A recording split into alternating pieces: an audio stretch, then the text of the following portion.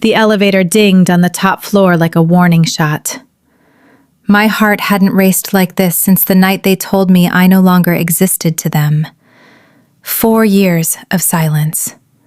4 years of building everything alone, and now, my own blood was standing in my lobby, smiling like predators who'd already tasted victory. They wanted half my empire. They thought they could threaten me into surrender. They had no idea I'd been waiting for this moment longer than they ever imagined. One wrong word from them tonight, and their world would collapse in front of everyone who mattered.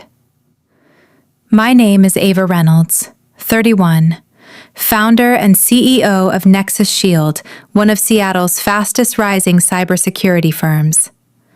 4 years ago, the people who were supposed to love me unconditionally decided I was disposable. They cut me out like a bad line of code. No calls, no messages, nothing. Just gone. Until yesterday.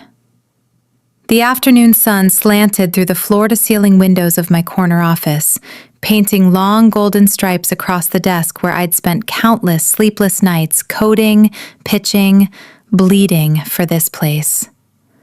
I was deep in a penetration test report when Julia, my assistant, tapped lightly on the doorframe. Her usual calm efficiency had cracked. Her eyes were wide, uncertain. "Ava, there are 3 people downstairs. They say they're your family." The word landed like a slap. Family. I hadn't heard it spoken in reference to myself in years. My pulse kicked up, a slow, heavy thud against my ribs. "Who exactly?" My voice came out steadier than I felt. "Your parents, and a man who introduced himself as your brother, Daniel." The air in the room thickened. Daniel. The name alone summoned a flash of memory. His smug grin as he claimed my work as his own. The way my parents nodded along like I'd imagined the whole thing. I pressed my palms flat against the cool desk surface, grounding myself. "Send them to the main conference room," I said quietly. "And Julia, don't tell anyone else yet." She nodded and disappeared. I stood slowly, smoothing my blazer as if armor could be straightened. The hallway stretched ahead like a gauntlet. My team worked in their pods, keyboards clicking, quiet conversations, oblivious that the ghosts I'd buried were now walking my halls. I paused outside the glass-walled conference room. Through the transparent panels, I could see them. Mother perched primly, father scanning the space with appraising eyes, Daniel sprawled in a chair like he already owned the view. They looked comfortable, entitled, as though 4 years of erasure had never happened. I pushed the door open. The soft click of the latch felt deafening. Father spoke first, without standing. "Nice setup, Ava. Bigger than I pictured." Mother offered a thin, rehearsed smile. "Hello, sweetheart." Daniel didn't bother with pleasantries. He leaned back, arms crossed, that same infuriating half grin curling his lips. "Not bad, for someone who supposedly couldn't handle real business." I stayed near the door, one hand resting lightly on the handle, close enough to leave if I needed to, far enough to keep distance. "You shouldn't be here." Father waved dismissively. "We didn't fly across the country to chat in a hallway. Sit." I didn't. "What do you want?" Mother sighed, the sound practiced, disappointed. "Is this really how you greet us after so long? After you vanished from my life for 4 years?" My words were calm, but inside something coiled tighter. "You don't get to play surprised." Daniel rolled his eyes.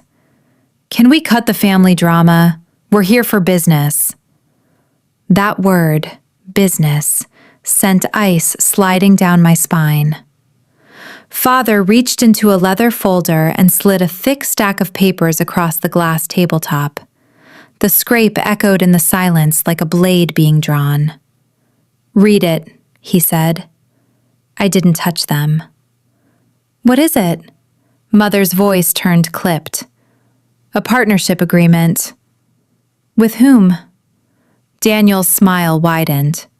"With me." I met his gaze.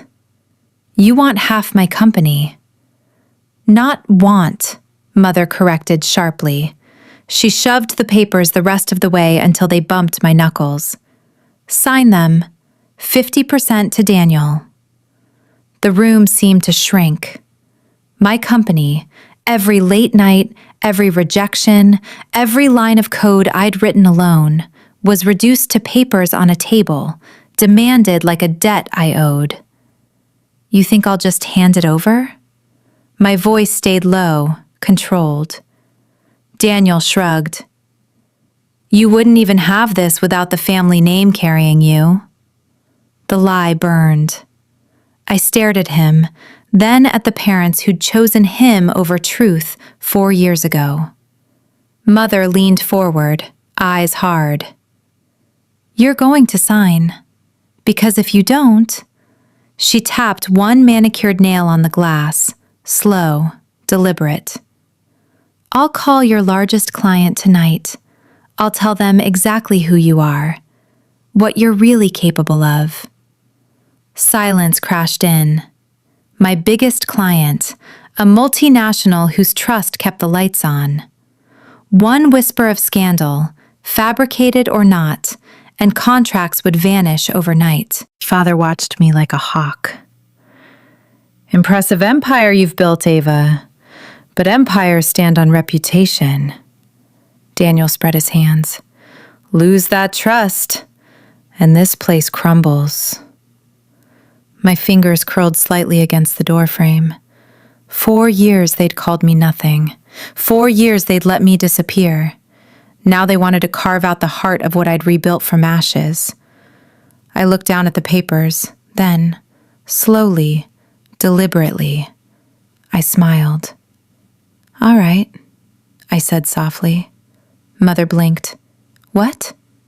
"All right," I repeated. "Let's discuss the partnership." Daniel's smirk stretched wider. He glanced triumphantly at our parents. "Told you she'd see reason." They didn't notice the cold edge behind my smile. It wasn't surrender. It was checkmate. They had walked into my world thinking they held the leverage. They had no idea I'd already turned their own game against them. They left my office floating on their own arrogance. Daniel clapped Father on the shoulder as they walked toward the elevator. "Told you she'd fold. Blood's thicker than pride." Mother glanced back once, her expression almost soft, like she'd finally won some long-fought war. The doors slid shut with a polished hiss, sealing them away. The moment the hallway emptied, my knees nearly buckled. Not from fear, from the sheer white-hot surge of memory crashing through me.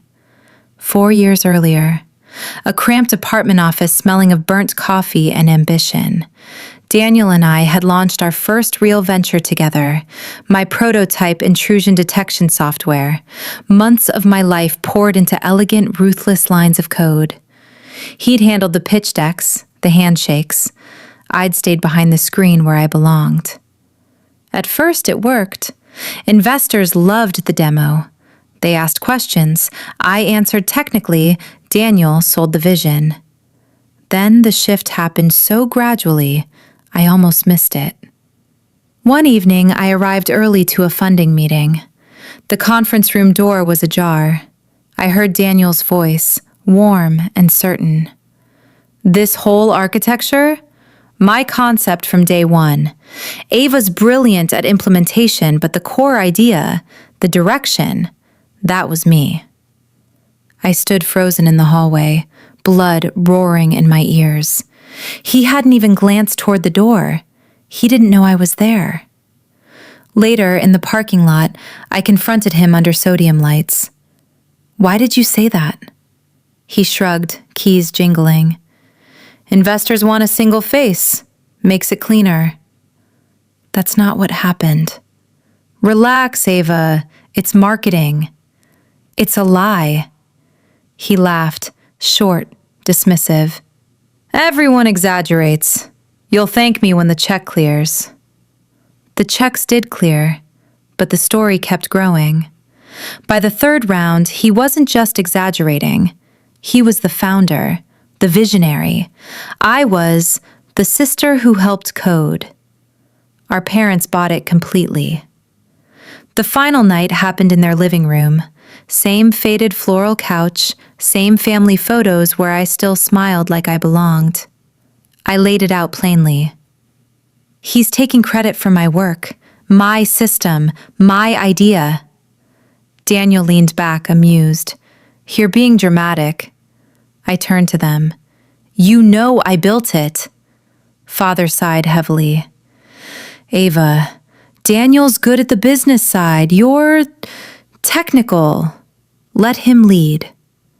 Mother folded her arms. Why can't you support your brother for once? The room spun. You actually believe him? Father's voice was tired, final. He understands how the world works. You should too. Something inside me snapped, clean, irreversible. If that's what you think, I said quietly, then I'm done. I walked out. No slamming door, just footsteps down the driveway, keys in my pocket, and silence behind me. They never called, never asked why, never apologized. I disappeared from their lives the way they'd already erased me from theirs. Freelance gigs kept me alive. Sleepless nights rebuilt the code, better, sharper, mine alone. Clients came, contracts grew. Nexus Shield was born in a rented co-working space with secondhand monitors and sheer stubbornness. And now they were back, demanding half. I stood alone in the empty conference room, staring at the abandoned papers. My reflection in the glass looked calm. Inside, a storm was gathering. I picked up my phone. Emma? It's Ava. I need the forensic accounting team on standby. Full sweep on Daniel Reynolds' companies, past 5 years. Every transaction, every investor complaint, every offshore whisper. And pull the thread on that $2 million transfer we flagged last month. A pause, then her voice, steady. Already compiling, boss. We'll have prelims by 6. Good. Tonight's meeting is mandatory. All senior staff, key investors, legal. Tell them it's urgent. I hung up and exhaled. They thought tonight would be their coronation. They had no idea it would be their trial. The conference hall filled slowly as dusk pressed against the windows. Rows of chairs faced the long table where I would sit. Projectors hummed. Coffee machines hissed in the corner. My team arrived in quiet clusters, curious, professional, unaware of the bomb I was about to detonate. My parents and Daniel arrived early. Father strode in like an inspector, nodding at the sleek setup. Mother settled beside him, smoothing her skirt, whispering something proud. Daniel worked the room, handshakes, easy laughter, already acting the part of incoming co-owner. When I entered, conversation faded like someone had lowered the volume on the world. I took my place at the head of the table, smiled politely. Thank you all for coming on short notice. Tonight we're discussing a proposed partnership that could significantly impact Nexus Shield's future. Father immediately leaned forward, voice carrying. A strategic alignment that secures long-term growth. Murmurs rippled. Investors exchanged glances. Daniel slid his folder forward with theatrical confidence. The terms are straightforward. My firm brings fresh capital and market reach. In return, 50% equity. A win for everyone. Mother nodded, beaming. Ava would be wise to accept. All eyes turned to me. I lifted the agreement, flipped a few pages slowly, then set it down. "You're right," I said. "It is generous." Daniel's smile bloomed. Father exhaled, relaxing. Then I continued. "That's why I insisted on full transparency tonight."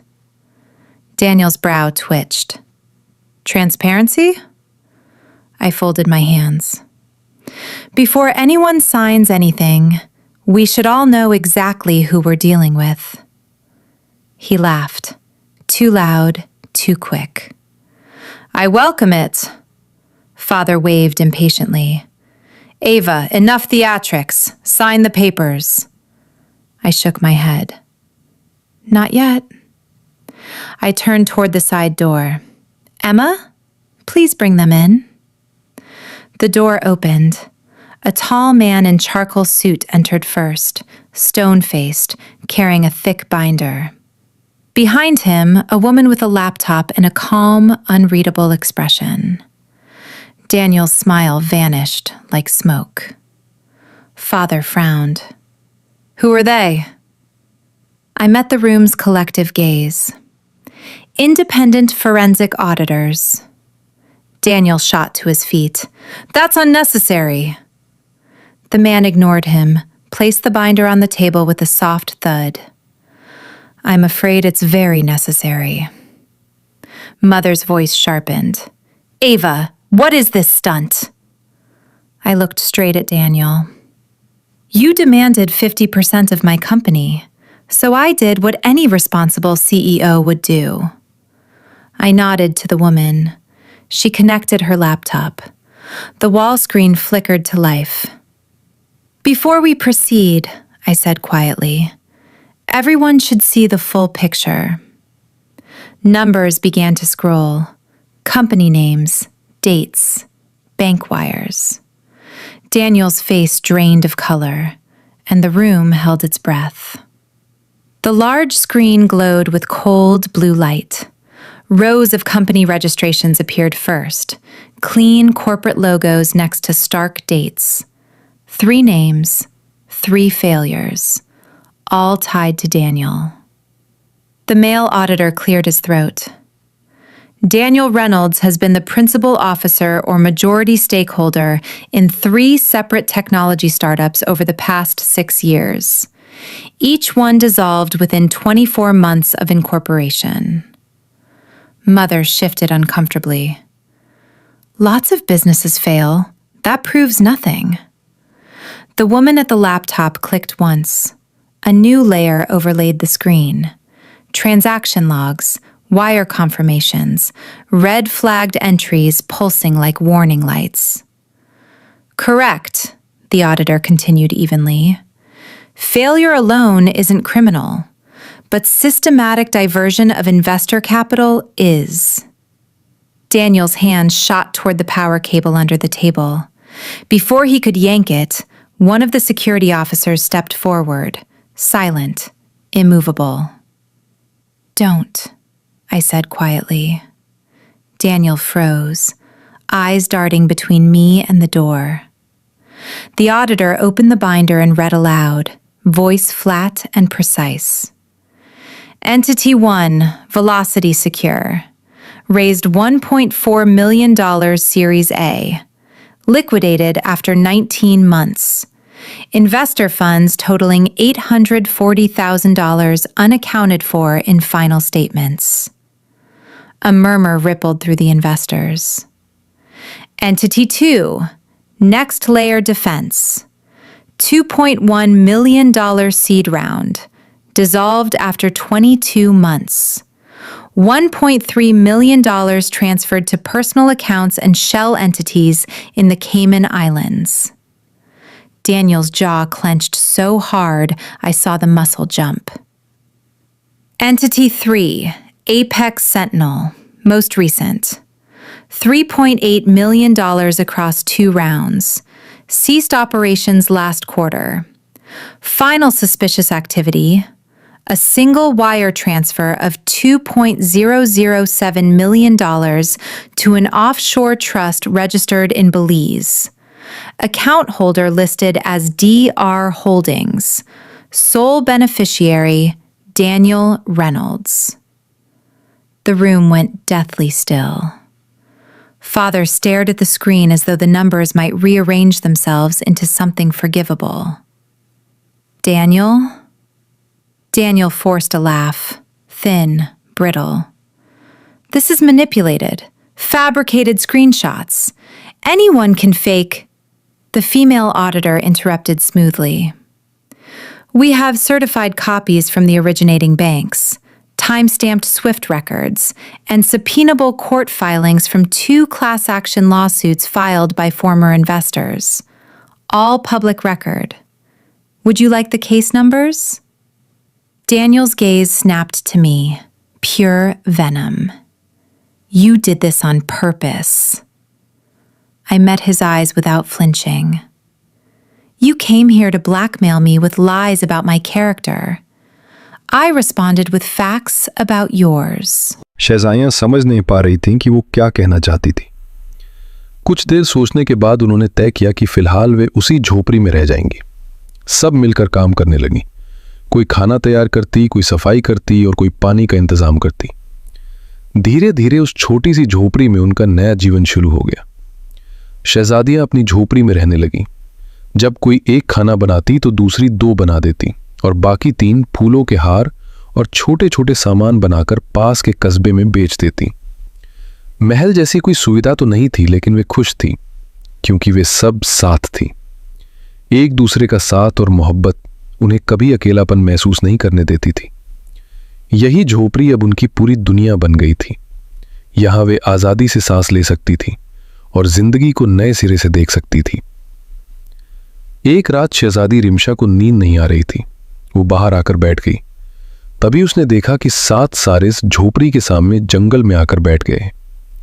शहजादी थोड़ी हैरान हुई, फिर सोचा शायद मामूली बात होगी और अंदर चली गई। अगले दिन रिमशा ने अपनी बहनों को बताया कि उसने 7 सारिस झोपड़ी के बाहर देखे। सभी बहनें हैरान रह गईं। नाइमा बोली, यह अजीब है। बूढ़ी औरत ने 7 बेटों का जिक्र किया था और तुमने 7 सारिस देखे। लगता है इसमें कोई रहस्य है। आज रात देखना चाहिए कि ये सच आते हैं या नहीं। शाम को शहजादियों ने सारिसों के लिए खाना रख दिया। रात में वे खुद झोपड़ी के बाहर बैठकर देखने लगी और देखो, 7 सारिस उड़ते हुए आए और खाना देखकर खाने लगे। वे इतने खूबसूरत थे कि शहजादियां बस उन्हें देखते रह गईं। उनके लाल ताज चांद की रोशनी में चमक रहे थे। शहजादियां अचानक महसूस करने लगीं कि ये सिर्फ आम सारिस नहीं बल्कि कुछ जादुई है। उनकी मौजूदगी में एक अजीब सी कशिश थी। दिल अपने आप उनकी तरफ खिंच रहा था। बहनें एक दूसरे को छेड़ने लगीं, हंसी मजाक करने लगीं और खिलखिलाकर हंसने लगीं। रिमशा बोली, तुम कितने प्यारे हो।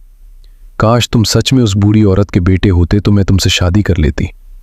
जैसे ही उन्होंने ऐसा कहा और सारिसों को हवा में उड़ाया, 7 सारिस अचानक 7 शहजादों में बदल गए। शहजादियां चौंक गईं। उनके मन में ढेर सारे सवाल उठने लगे। शहजादों ने बताया, हम 7 भाई और 7 शहजादे हैं।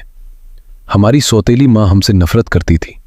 उसने जादू करके हमें सारिस बना दिया था। वो जादूगरनी थी।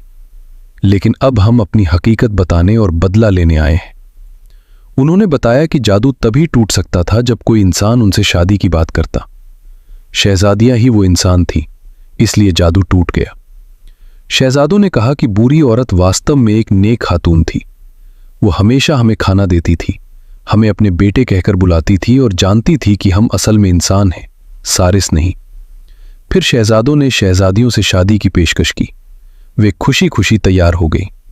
शहजादों ने वादा किया कि वो अपनी पूरी जिंदगी उनके एहसानमंद रहेंगे और उनकी आज़ादी और पसंद का हमेशा ख्याल रखेंगे। शहजादों ने शहजादियों को अपने मुल्क ले गए। बादशाह को अपनी बेटियों की सलामती देखकर बहुत खुशी हुई। उसने शहजादों की शादी का औपचारिक ऐलान किया। 7 दिन के जश्न का आयोजन हुआ और आसपास की सभी सल्तनतों को आमंत्रित किया गया। उधर बादशाह अंस, जो अपनी बेटियों के गम में बहुत कमजोर और बीमार था, ने देखा कि दुल्हनें उसकी ही 7 बेटियां हैं। वो खुशी और हैरानी दोनों में डूब गया। शहजादियां दौड़ती हुई अपने वालिद से लगीं। बादशाह ने अपनी बेटियों से माफी मांगी और स्वीकार किया कि वो गलत था। उसने सीखा कि कोई इंसान किसी को कैद नहीं कर सकता। हर किसी को अपनी मर्जी से जीने और आज़ादी पाने का हक है। तो ये थी हमारी बहनों की कहानी, प्यार, हिम्मत और आज़ादी की। अगर आपको ये कहानी पसंद आई हो तो कमेंट में बताएं, वीडियो लाइक करें और चैनल को सब्सक्राइब करें। अपनी सपोर्ट यूं ही जारी रखें।